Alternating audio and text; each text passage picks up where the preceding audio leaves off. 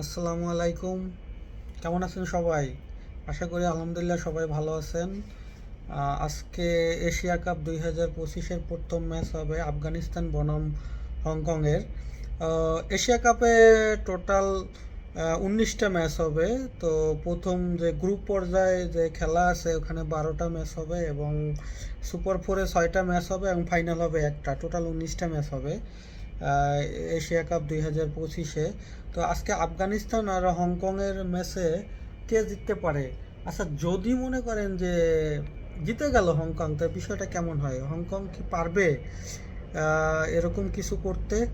এর আগে 2014 সালে হংকংয়ের সাথে আফগানিস্তান খেলছিল, তখন কিন্তু দুইটা ম্যাচ 4টা ম্যাচ খেলছে ওরা ফেস টু ফেস, দুইটা আফগানিস্তান জিতছে, দুইটা হংকং জিতছে। তবে তখনকার আফগানিস্তান টিম আর এখনকার আফগানিস্তান টিম কিন্তু অনেকটা পার্থক্য। এখন কিন্তু গত বছর ওয়ার্ল্ড কাপে সেমিফাইনাল খেলছে, অল্পের জন্য ফাইনাল খেলতে পারে না, সাউথ আফ্রিকার সাথে খুব খারাপ খেলার কারণে আর ফাইনালে যাইতে পারে নাই।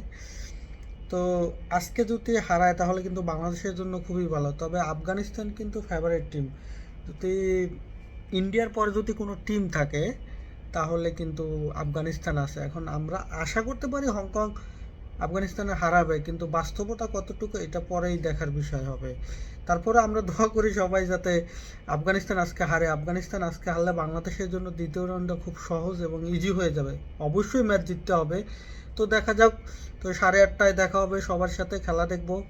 ধন্যবাদ সবাইকে।